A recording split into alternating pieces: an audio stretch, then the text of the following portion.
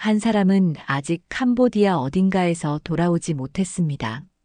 또 한 사람은 귀국했지만 빛이 꺼지는 소리에도 몸이 먼저 웅크려 일상생활이 무너졌습니다. 월 1,000만 원이라는 문장이 문을 열었고 그 문 뒤에는 카드띠와 전기, 15시간의 강제 노동이 기다리고 있었습니다. 실종 신고서의 빈칸과 병원 차트의 숫자가 같은 사건을 다른 언어로 증언하고 있습니다. 지금부터 우리가 놓친 조짐과 살아남은 자의 증언을 시간순으로 재구성한 이야기를 지금 리얼스토리와 함께 하겠습니다. 2025년 여름 인천국제공항 입국 구역으로 한 대의 휠체어가 도착했습니다. 그 위에 앉은 여성의 얼굴은 창백했고 눈빛은 초점을 잃고 있었습니다. 손목과 발목에는 붉은 띠 모양의 자국이 선명하게 남아 있었으며 체중은 출국 당시보다 12kg 줄어 있었습니다. 응급의료진이 활력 징후를 확인하는 동안 그녀는 손에 쥔 종이 한 장을 놓지 않았습니다. 그 종이에는 한 사람의 이름이 적혀 있었습니다. 그 이름은 박미나였습니다. 동행자 명단의 마지막 칸이 비어 있었고 그것은 단순한 누락이 아니라 미확인 상태를 뜻하는 결손선으로 기록되었습니다. 귀국은 끝이 아니었고 사건의 시작이 되었습니다. 그녀의 귀환은 생존의 증거였지만 동시에 다른 한 사람의 부재를 입증하는 신호이기도 했습니다. 3개월 전 서울 강남구의 한 원룸에서 윤지연은 5번째 불합격 메일을 받았습니다. 화면 속에는 짧은 문장과 함께 감사합니다라는 기계적인 인사만이 남아 있었습니다. 그녀가 근무하던 스타트업은 자금난으로 폐업 절차에 돌입했고 회사의 마지막 공지 메일이 그날 오전에 발송되었습니다. 법정 퇴직금의 절반만 지급되었고 잔고는 87만 원으로 줄어들었습니다. 통장 알림은 매일 울렸고 월세 납부일이 일주일 남았다는 메시지가 반복되었습니다. 서울의 구직 시장은 냉혹했습니다. 경력 5년의 백엔드 개발자는 너무 애매한 위치에 있었습니다. 경력직 기준에는 미치지 못했고 신입으로는 나이가 많았습니다. 이력서를 50곳 넘게 보냈지만 면접은 단 3곳뿐이었습니다. 그마저도 불합격이었습니다. 그녀의 생활은 점점 압박으로 변했습니다. 그 무렵 해외 취업 게시판 상단에 눈에 띄는 공고가 하나 있었습니다. 푸놈펜 IT 개발직, 월 1,000만 원 보장, 즉시 출국 가능, 숙식 제공. 그 문장은 구원의 문장처럼 보였습니다. 세부 조건에는 계약 기간 1년, 항공권 제공, 비자 지원이 포함되어 있었고 경력 3년 이상만 충족하면 된다고 쓰여 있었습니다.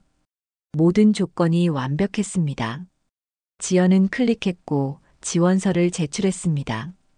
그날 오후 바로 면접 안내 메일이 도착했습니다. 면접은 화상으로 진행되었으며 15분 만에 종료되었습니다. 기술 질문은 없었고 출국 가능 시기만 물었습니다. 그녀는 일주일 내 가능하다고 답했습니다.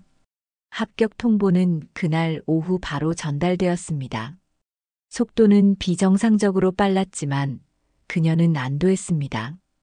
그녀는 대학 동기 박미나에게 연락했습니다. 미나 또한 비슷한 상황에 처해 있었습니다. 3년간의 마케팅 경력을 가진 그녀는 회사 내 부당 대우에 시달리다 자진 퇴사한 상태였습니다. 퇴사 후 2개월째 구직은 이어지지 않았고 생활비는 바닥을 드러내고 있었습니다. 두 사람은 같은 공고를 보았고 같은 회사를 선택했습니다. 위험 징후는 즉시 출국 현지 계약서 작성, 대표번호 부재로 요약되었습니다. 그러나 절박함이 그 모든 경고를 덮었습니다. 출국 당일 오전 10시 인천국제공항 제2터미널은 여름철 인파로 붐볐습니다. 윤지연과 박미나는 나란히 서서 여권 심사를 통과했습니다. 여권에 찍힌 스탬프는 단순한 도장이 아니라 현실의 이탈을 의미했습니다.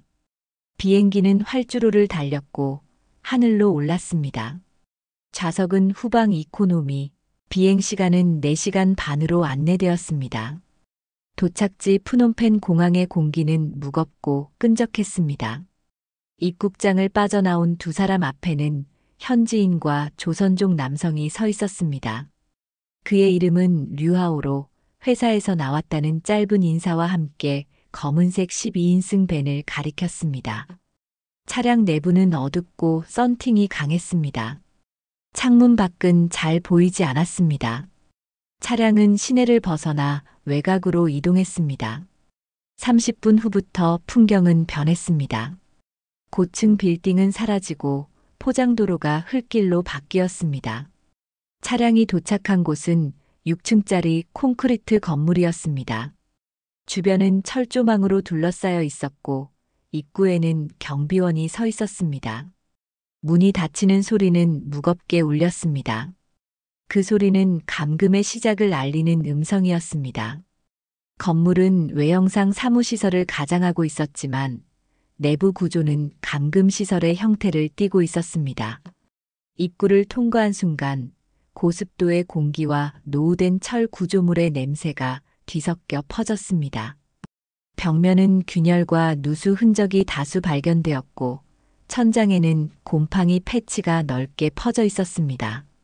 모든 배선은 절연 처리가 불완전했으며 전선 피복이 벗겨진 구간도 다수 확인되었습니다. 로비 중앙에는 CCTV 6대가 교차로 설치되어 있었습니다. 각각의 카메라는 서로의 사각을 완벽히 보완하도록 배치되어 있었으며 중앙 관제실로 영상이 실시간 전송되고 있었습니다. 출입 절차는 단 한 단계였습니다. 모든 인원에게 팔찌형 출입카드가 부착되었고 일련 번호와 칩이 내장되어 있었습니다.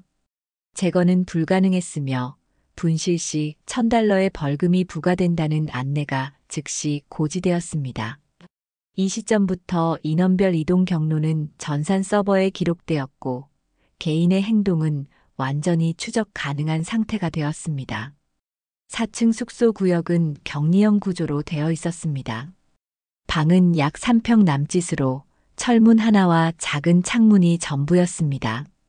창문은 내외부 이중 철망으로 봉쇄되어 있었으며 통풍은 차단되어 있었습니다. 복도 끝에는 적외선 감시 센서가 설치되어 있었고 감시 인력은 20분 간격으로 순찰했습니다. 야간에는 층별 조명이 순차적으로 소등되었고 이후 이동은 전면 금지되었습니다. 윤지연은 첫날 밤 복도 끝에서 발생한 금속음과 비명음을 들었습니다. 이어 전기 방전음이 반복적으로 울렸습니다. 이후 복도는 정적에 잠겼고 누구도 문을 열지 않았습니다. 그 순간 이후 모든 인원은 방 안에서만 머물도록 강제되었습니다. 비상문은 외부에서만 열 수 있도록 설계되어 있었고 복도의 모든 출입구는 단일 경로로 집중되어 있었습니다. 도착 직후 압수된 개인 소지품 목록에는 휴대폰, 여권, 전자기기가 포함되어 있었습니다. 이후 모든 통신은 내부 보안망으로 제한되었으며 외부 접속은 관리자, 계정 외에는 차단되어 있었습니다. 밤이 깊어지자 건물의 내부는 정적에 잠겼습니다. 조명이 꺼진 복도는 CCTV 적외선 조명만이 깜빡였고 감시 센서의 전멸이 유일한 빛이 되었습니다. 윤지연은 침대에 누운 채 금속의 진동음을 감지했습니다. 그 소리는 일정한 간격으로 반복되었고 누군가의 고통이 전류와 함께 흐르고 있었습니다. 비명은 길지 않았지만 전기음이 끝난 자리에는 깊은 침묵이 남았습니다. 다음 날 오전 8시 2층으로 이동 명령이 내려졌습니다. 모든 인원은 정해진 동선대로 움직였고 손목에 채워진 태그가 리더기에 닿을 때마다 삐 소리가 울렸습니다. 출입 기록은 즉시 중앙 서버로 전송되었습니다. 그들은 근로자가 아니라 이미 시스템 안에서 관리되는 노예였습니다. 작업실은 50석 규모의 밀집된 공간이었습니다. 각 책상 위에는 동일한 노트북이 배치되어 있었고 화면에는 이미 실행 중인 코드가 떠 있었습니다.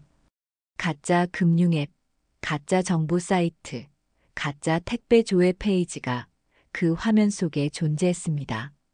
윤지연은 이 코드들이 단순한 연습용이 아니라 실제 피해자 정보를 탈취하기 위한 프로그램임을 즉시 알아차렸습니다. 그 순간 팔목의 띠가 무겁게 느껴졌습니다. 업무는 오전 8시부터 밤 11시까지 이어졌습니다. 쉬는 시간은 없었고 화장실은 허가를 받아야 이용할 수 있었습니다. 실수나 지연은 즉시 전기 충격으로 이어졌습니다. 고무 냄새와 함께 타들어가는 살의 냄새가 공기 속에 섞였습니다. 누군가는 비명을 질렀고 누군가는 소리를 내지 않았습니다. 침묵이 곧 생존의 신호가 되어 있었습니다. 윤지연의 역할은 백엔드였습니다. 그녀는 기존 코드의 일부를 수정하는 일을 맡았고 그 코드는 이미 완성된 범죄의 일부였습니다. 데이터를 암호화해 외부로 전송하는 루틴, 가짜 로그인 창에서 입력값을 가로채는 모듈, 모두 자동화되어 있었습니다. 그녀는 마우스를 움직이는 순간마다 범죄가 작동하고 있음을 알고 있었습니다. 반대편 구역에서는 박민아가 발신 업무를 수행하고 있었습니다. 그녀의 앞에는 전화기와 스크립트가 놓여 있었습니다. 계좌 확인을 위해 잠시 인증이 필요합니다. 그 문장 하나가 수백만 원을 이동시켰습니다. 통화가 끊기면 식사가 줄었고 실패가 반복되면 제재가 가해졌습니다. 미나의 목소리는 점점 낮아졌고 시선은 바닥만 향했습니다. 관리자는 수시로 복도를 순찰했습니다. 작업실의 공기는 전기음과 타자, 소리만이 채우고 있었습니다. 누군가가 키보드를 멈추면 경고음이 울렸고 감시 화면에 붉은 경계 표시가 나타났습니다. 로그 분석 시스템은 개인별 입력 속도와 코드 수정 빈도를 실시간으로 추적했습니다. 모든 행동이 기록되었고 모든 기록은 통제로 이어졌습니다. 오후가 지나자 일부 인원에게는 실적이 전달되었습니다. 그 명단에 포함된 이들은 복도 한쪽으로 불려갔고 잠시 후 전기 방전음과 단말한 비명이 들려왔습니다. 그 비명은 업무의 일부처럼 반복되었습니다. 윤지연은 손끝이 떨렸지만 코드를 멈출 수 없었습니다. 멈추는 순간 그 비명은 자신의 차례가 되었을 것입니다. 식사는 철제 식판에 담긴 밥과 미지근한 물 한 컵이 전부였습니다. 식사 시간은 정확히 15분이었고 감시자가 타이머를 들고 서 있었습니다.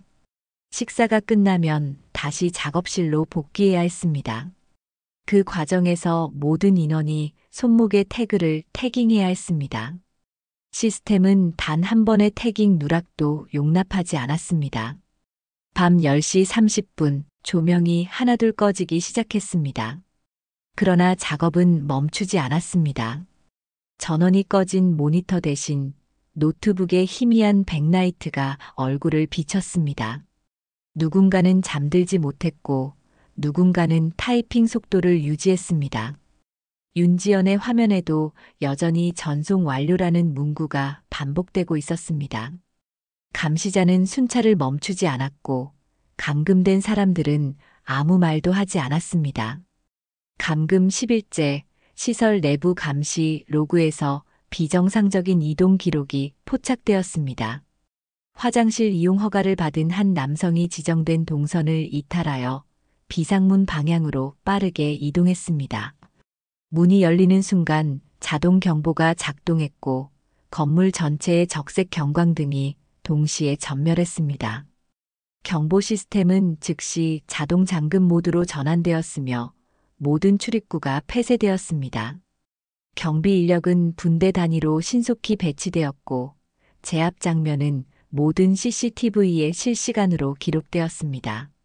남성은 1층 계단참에서 체포되었고 체포 직후의 절차는 전 과정이 영상으로 저장되었습니다. 다음 날 오전 모든 거주자는 강제 소집되었습니다. 로비 중앙에는 전날 탈출을 시도한 남성이 세워져 있었고 양손은 결속 밴드로 고정되어 있었습니다. 발에는 전선이 감겨 있었고 얼굴에는 심한 타박상과 화상 흔적이 관찰되었습니다. 셔츠는 불에 그을린 흔적을 보였고 공기 중에서는 타는 냄새가 희미하게 감지되었습니다. 경비 인력은 양쪽 벽면에 일정한 간격으로 배치되어 있었으며 이들의 정렬된 동선은 집단 심리에 즉각적인 위압을 주었습니다. 조직의 중간 관리 책임자로 특정된 인물이 현장에 나타났습니다. 그는 로비를 천천히 걸으며 양쪽 대열을 확인했고 단 한마디의 지시도 없이 처벌 절차가 개시되었습니다. 전기 충격 장치가 남성의 몸에 적용되었고 강한 방전음이 로비 전역에 울려 퍼졌습니다. 충격은 일정 간격으로 반복되었으며 방전음이 멈출 때마다 남성의 몸이 무겁게 떨어졌습니다. 응급 처치는 이루어지지 않았고 이후 대상자는 의식 저하 상태로 끌려나갔습니다. 이 시점부터 감금된 인원 전원은 절대적인 침묵 상태에 돌입했습니다. 공개 처벌의 목적은 단순한 응징이 아니었습니다. 공포를 직접 체험시켜 집단적 복종을 유도하는 구조적 기능을 수행했습니다. 처벌 장면은 다중 각도에서 촬영되어 관제실 저장소에 보존되었으며 관리자 권한으로 재생 가능하도록 설정되어 있었습니다. 그 영상은 이후 교육용 자료처럼 사용되었고 이를 통해 구성원 전원에게 탈출 불가능성과 처벌의 실체를 주입했습니다. 이 시점 이후 탈출 시도는 사실상 소멸되었습니다. 이 사건의 여파로 시설 내 모든 생활 규율이 재정립되었습니다. 수면 시간은 단축되었고 식사량은 감소했습니다. 감시실 인원은 증원되었으며 감시 구역 간 통신 체계가 일원화되었습니다. 심리적 통제는 물리적 감시와 결합되었고 그 결과로 거주자들의 행동 반경은 극도로 축소되었습니다. 공포는 일상화되었고 통제는 일상 그 자체가 되었습니다. 감금 16일째 밤 시설 내부의 공기는 정적과 긴장으로 포화되어 있었습니다. 윤지연은 오랜 관찰 끝에 하나의 패턴을 확보해 두고 있었습니다. 감시 인력의 교대는 매일 동일한 시각 23시 30분이었습니다. 그 시각이 되면 2층 복도의 감시자 한 명이 약 3분간 화장실로 이동했고 그 구간 동안 감시실은 단 한 명의 인원만이 남는 구조로 변했습니다. 그 짧은 공백이 유일한 통로였습니다. 윤지연은 조명 꺼짐 시각을 기준으로 시간을 계산했습니다. 형광등의 마지막 깜빡임이 사라지고 복도 끝에서 금속 장화의 발소리가 일정한 간격으로 멀어졌습니다. 그 소리가 완전히 사라진 순간 그녀는 움직였습니다. 감시실 문은 경첩이 약간 틀어진 상태로 고정되어 있었습니다. 잠금 장치는 걸려 있지 않았고 손잡이를 당기자 마찰음이 미세하게 발생했습니다. 내부는 차가운 백색광으로 유지되어 있었고 벽면에는 6대의 모니터가 격자 형태로 배열되어 있었습니다. 각 화면에는 건물의 복도, 숙소, 계단, 외곽 철조망의 영상이 실시간으로 송출되고 있었습니다. 문장은 120자를 넘지 않았습니다. 윤지연은 전송 버튼을 눌렀습니다. 회색 시스템 메시지가 1.5초간 표시되었다가 사라졌습니다. 그 신호가 전송되었다는 확증이었습니다. 그녀는 즉시 로그 기록을 삭제했습니다. 전송 내역, 세션 캐시, 시스템 이벤트 로그를 순서대로 제거했고 로컬 임시 폴더까지 수동으로 비웠습니다. 모든 작업은 2분 37초 만에 완료되었습니다. 복도로 나서는 순간 감시실 내부의 냉기와 백색광이 뒤로 사라졌습니다. 윤지연의 심박은 정상 범위를 벗어나 있었고 이동 동선의 모든 소음은 의도적으로 억제되었습니다. 감시자가 복귀하기 직전 그녀는 숙소 복도 구간에 도달했습니다. 감시자가 문을 열고 들어가는 순간 윤지연은 이미 복도의 그림자 속으로 숨어 있었습니다. 그날 밤 윤지연은 침대 위에서 한 번도 눕지 않았습니다. 조명이 꺼진 방 안에서 벽 시멘트의 온도가 미세하게 식어가는 것을 느끼며 그녀는 내부 네트워크를 통과한 단 하나의 신호가 실제로 외부까지 도달했는지 추적하듯 머릿속을 재현했습니다. 그 신호가 살아있다면 구조의 카운트다운은 이미 시작된 것이었습니다. 시설 외부에서는 동시에 변동이 감지되었습니다. 내부 서버의 트래픽 로그에서 비인가 전송 패턴이 짧게 감지되었고 시스템은 이를 정상 오류로 분류하여 경고를 발생시키지 않았습니다.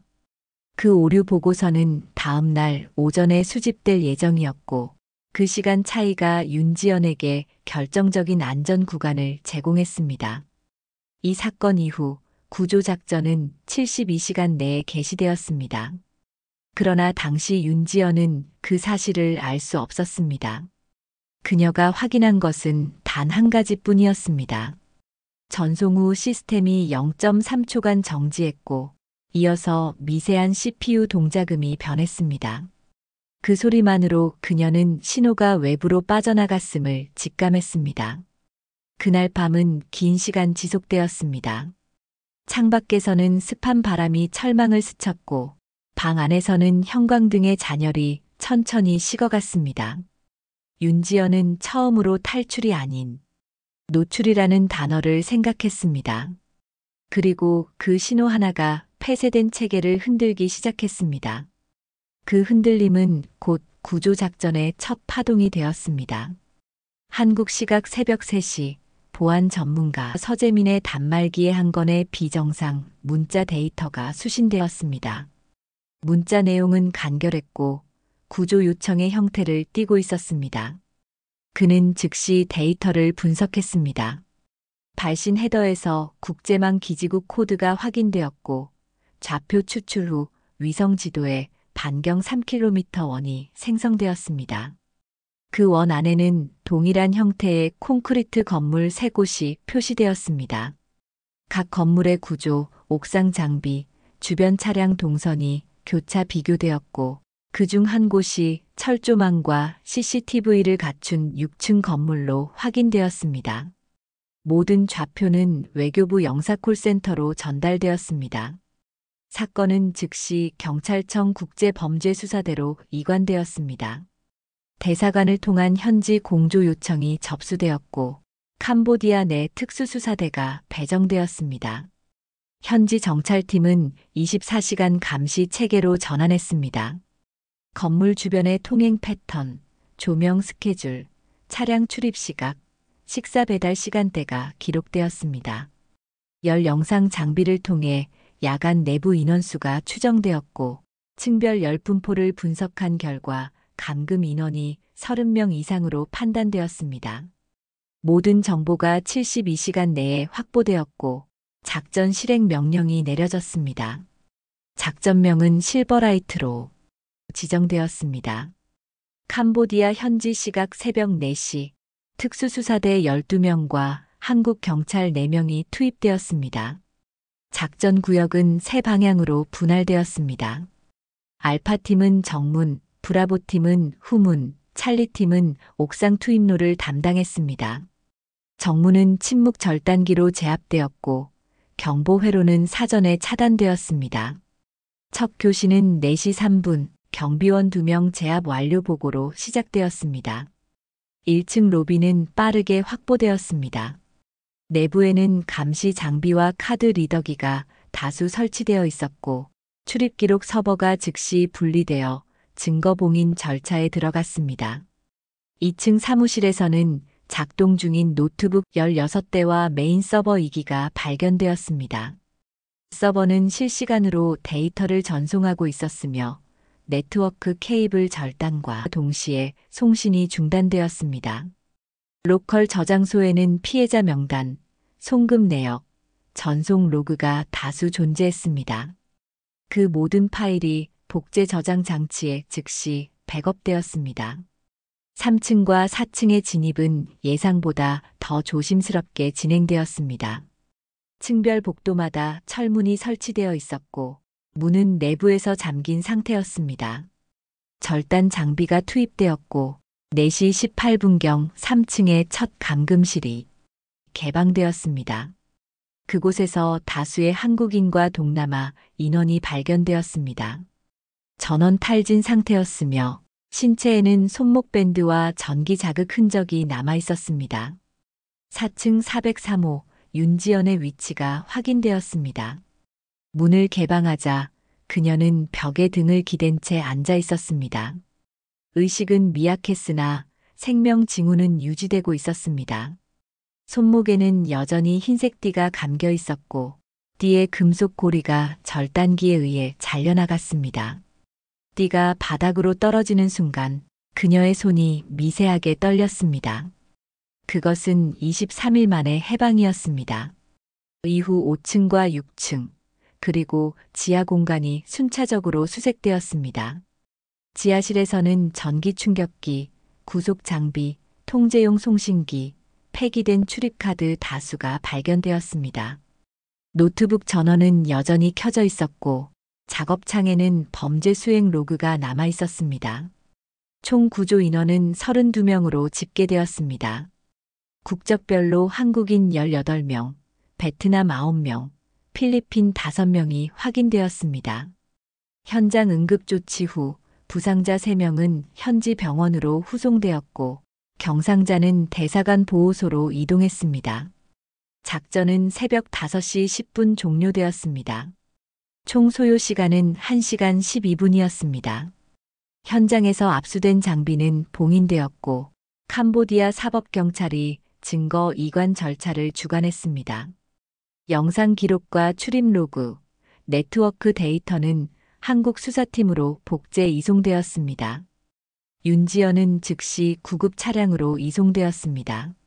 체온은 35.1도, 체중은 출국 시보다 12kg 감소된 상태였습니다. 혈압은 불안정했으며 손목 주변에는 장시간 압박으로 인한 출혈 흔적이 있었습니다. 그녀는 응급처치를 받으며 의식을 회복했습니다. 의료진은 그녀의 첫 진술을 기록했습니다. 그 내용은 이후 구조작전의 법적 증거로 편입되었습니다. 그날 새벽 기록된 모든 로그는 사건의 전환점을 만들었습니다. 23일간 이어진 감금과 폭력의 구조가 완전히 해체되었습니다. 현장에 남은 증거들은 범죄의 전 과정을 입증하는 결정적 자료로 확보되었습니다. 작전명 실버라이트는 성공으로 기록되었습니다. 이후의 보고서에는 단 한 줄이 추가되었습니다. 캄보디아 프놈펜 외곽 6층 건물, 작전 종료. 모든 인질 확보 완료. 1명, 실종 상태로 분류되었습니다. 구조 인원은 총 32명으로 집계되었습니다. 한국인 18명, 베트남인 9명, 필리핀인 5명이었습니다. 그러나 인원 명단 검증 과정에서 한 칸의 공백이 남아 있었습니다. 그 공백에는 박미나라는 이름이 기록되어야 했습니다. 데이터베이스, 출입 로그, CCTV 기록 어디에서도 그녀의 흔적은 검출되지 않았습니다. 현장 분석팀은 건물 전체의 네트워크 로그를 복원했습니다. 하지만 박미나의 이름은 감금 인원 30명 중 어디에도 포함되어 있지 않았습니다. 출입 기록은 10일째 이후부터 완전히 사라졌으며 그 시점의 로그에는 삭제 명령이 아닌 이송 처리 코드가 남아 있었습니다. 이는 내부적으로 존재하던 이동 프로토콜, 즉 조직 검사 절차의 실행을 의미했습니다. 그 표현은 내부 문서에서도 동일하게 사용되는 코드였습니다. 조직 내에서 조직 검사란 통제 불응자, 저항자, 탈출 시도자, 혹은 외부 협조 가능성이 있는 인원을 분류해 처리하는 절차를 뜻했습니다. 처리 방식은 두 가지로 나뉘었습니다. 첫째, 외곽시설로 이송. 둘째, 현장 제거. 두 절차 모두 기록되지 않는다는 공통점이 있었습니다. 4층 감금실의 출입 로그를 역추적하자. 박미나의 태그가 마지막으로 감지된 시각은 D+11이 21시 42분으로 확인되었습니다. 그 시점 이후 태그의 신호는 비활성화되었습니다. 감시 카메라의 각도를 교차 분석한 결과 그녀가 머물던 405호 인근 복도에서 외부 인력이 접근한 장면이 포착되었습니다. 인원은 검은 복면을 착용하고 있었고 체형으로 볼 때 남성 2명, 여성 1명이었습니다. 이동 동선은 지하 계단 방향으로 이어졌으며 직후 해당 구역의 전력 공급이 4분간 차단되었습니다. 이후 수색 범위는 건물 주변 반경 20km로 확대되었습니다. 인근 산업단지, 폐창고, 하천 주변 창고 시설까지 모두 조사되었지만 박미나의 생체 흔적은 발견되지 않았습니다. 지문, 혈흔, 신체 조직, 의류 파편, 그 어떤 형태의 증거도 남아있지 않았습니다. 현지 당국은 라오스 국경 수송 기록을 조회했으나 공식 출입국 데이터에는 관련 이동 내역이 존재하지 않았습니다. 비공식 루트를 통한 이동, 즉 인신매매형 은폐 이동의 가능성이 제기되었습니다. 국제수사본부는 이를 근거로 인접국에 공조 요청을 발송했습니다. 박미나 29세, 한국 국적, 마지막 위치 프놈펜 외곽시설, 실종 경위 미확인.